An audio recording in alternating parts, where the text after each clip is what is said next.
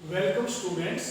Economics में आज का हमारा टॉपिक होगा लॉ ऑफ वेरिएबल प्रोपोर्शन और law of diminishing marginal product. तो देखिए, law of diminishing marginal product क्या कहता है। Law of diminishing marginal product कहता है कि जैसे जैसे फिक्स फैक्टर के साथ हम वेरिएबल फैक्टर को इंक्रीज करते जाएंगे, स्टार्टिंग में हमारा जो टोटल प्रोडक्ट है वो इंक्रीजिंग रेट से इंक्रीज होगा।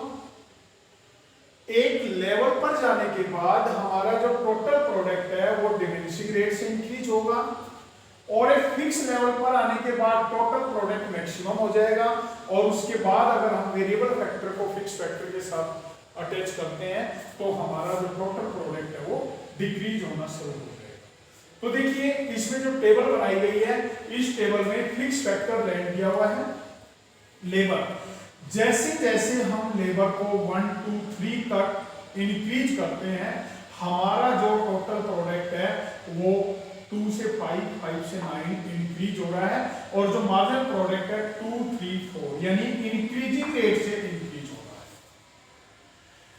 इसके बाद फिक्स फैक्टर पे जब 4 5 6 लेबर को हम इंक्रीज करते हैं तो हमारा टोटल प्रोडक्ट इंक्रीज होता है, लेकिन रिड्यूसिंग रेट से, डिक्रीजिंग रेट से जो है वो इंक्रीज हो रहा है 4 3 2 1। और उसके बाद एक लेवल पर जाने के बाद अगर हम फिक्स फैक्टर के साथ वेरिएबल फैक्टर को कंबाइन करते हैं तो हमारा टोटल प्रोडक्ट 0 यानी मैक्सिमम हो जाता है। उसके बाद टोटल प्रोडक्ट इंक्रीज होना बंद हो जाता है, और फिर भी अगर लेबर फैक्टर को हम उसके साथ कंबाइन करेंगे तो टोटल प्रोडक्ट इंक्रीज होने की बजाय क्या हो रहा है, डिक्रीज हो रहा है। तो इसमें जो पहली स्टेज है इसको हम पहली स्टेज बोलेंगे, जहां हमारा प्रोडक्ट इंक्रीजिंग रेट से इंक्रीज हो रहा है, इंक्रीजिंग रिटर्न टू फैक्टर, ये आपकी पहली स्टेज होगी। उसके बाद यहां के पॉइंट पर आने के बाद के से टी तक हमारा जो टोटल प्रोडक्ट है इंक्रीज हो रहे हैं, लेकिन हमारा जो टोटल प्रोडक्ट है वो डिक्रीजिंग रेट से इंक्रीज हो रहा है। तो ये हमारी सेकंड स्टेज होगी। और तीसरी स्टेज में जो हमारा टोटल प्रोडक्ट है टी के बाद जो है वो 0 हो गया यानी मैक्सिमम हो गया, और उसके बाद डिक्रीज होना शुरू हो गया, तो ये नेगेटिव रिटर्न टू फैक्टर होगा, यानी डिक्रीजिंग नेगेटिव रेट से कि मतलब ये डिक्रीज हो रहा है, यानी टोटल प्रोडक्ट मैक्सिमम के बाद क्या हो गया, डिक्रीज होना स्टार्ट हो गया। तो इसमें क्या बताया गया है, इसमें बताया गया है कि जैसे जैसे फिक्स फैक्टर के साथ वेरिएबल फैक्टर को कंबाइन करते जाएंगे, स्टार्टिंग में हमारा जो प्रोडक्ट है इंक्रीज होगा इंक्रीजिंग रेट से। एक लेवल पर जाने के बाद टोटल प्रोडक्ट इंक्रीज होगा डिक्रीजिंग रेट से, और जब हमारा टोटल प्रोडक्ट मैक्सिमम हो जाएगा और उसके बाद भी अगर हम लेबर यानी जो वेरिएबल फैक्टर है उसको फिक्स फैक्टर के साथ कंबाइन करेंगे तो हमारा जो टोटल प्रोडक्ट है वो डिक्रीज होना शुरू हो जाएगा, यानी नेगेटिव रिटर्न टू फैक्टर जो है वो एप्लीकेबल होगा। तो अब इसमें पॉइंट आता है कि causes of increasing return to factor, जो ये इंक्रीजिंग रिटर्न टू फैक्टर है इसके क्या काजेज हैं। तो पहला काजेज है fuller utilization of fix factor. देखिए, जब हमारे फिक्स फैक्टर हैं, स्टार्टिंग में हमारे फिक्स फैक्टर फुलर यूटिलाइज नहीं होते, जब फुलर यूटिलाइज नहीं होते हैं और उसके साथ हम वेरिएबल फैक्टर को कंबाइन करते हैं तो हमारा जो प्रोडक्ट है वो इंक्रीजिंग रेट से इंक्रीज होता है। लेकिन उसके बाद दूसरा पॉइंट आता है division of labour and increase efficiency.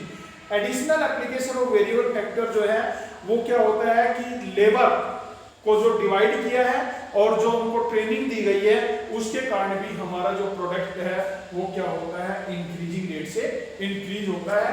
और जब जो हमारे फिक्स फैक्टर हैं और जो वेरिएबल फैक्टर है उनके बीच एक बेटर कोऑर्डिनेशन होता है, तो ऐसी सिचुएशन में भी हमारा जो प्रोडक्ट है वो इंक्रीजिंग रेट से इंक्रीज होता है। इसके बाद आता है causes of decreasing return to factor यानी diminishing return to factor. Fixed of fix factor, पहला काजेज, हमारे जो फिक्स फैक्टर है वो फिक्स है एक लिमिट तक, अगर हम वेरिएबल फैक्टर को बढ़ाएंगे तो हमारा टोटल प्रोडक्ट इंक्रीज होगा, और उस लिमिट के बाद अगर हम वेरिएबल फैक्टर को उसके साथ कंबाइन करेंगे तो हमारा फिक्स फैक्टर जो है वो ज्यादा एप्लीकेबल नहीं होगा, और जो हमारा प्रोडक्ट है वो इंक्रीज तो होगा, लेकिन डिक्रीजिंग रेट से इंक्रीज होना शुरू हो जाएगा और एक लेवल के बाद डिक्रीज होना स्टार्ट हो जाएगा। इसके बाद होता है इम्परफेक्ट फैक्टर सब्स्टिट्यूट। कई बार हमारे फैक्टर के जो सब्स्टिट्यूट है वो इम्परफेक्ट होते हैं और उसकी वजह से भी हमारा जो प्रोडक्ट है वो रिड्यूस होना शुरू हो जाता है और डिक्रीजिंग रिटर्न टू फैक्टर्स का चीज बन जाता है। और कई बार फैक्टर जो हमारे फिक्स फैक्टर है और जो वेरिएबल फैक्टर है उनमें सही कोऑर्डिनेशन नहीं हो पाता और due to lack of coordination जो हमारा प्रोडक्ट है इंक्रीज होने की बजाय क्या होता है, डिक्रीज होना स्टार्ट हो जाता है। इसलिए भी इसमें नेगेटिव रिटर्न टू फैक्टर जो है वो अप्लीकेबल होता है, यानी उसका काजिज बनता है।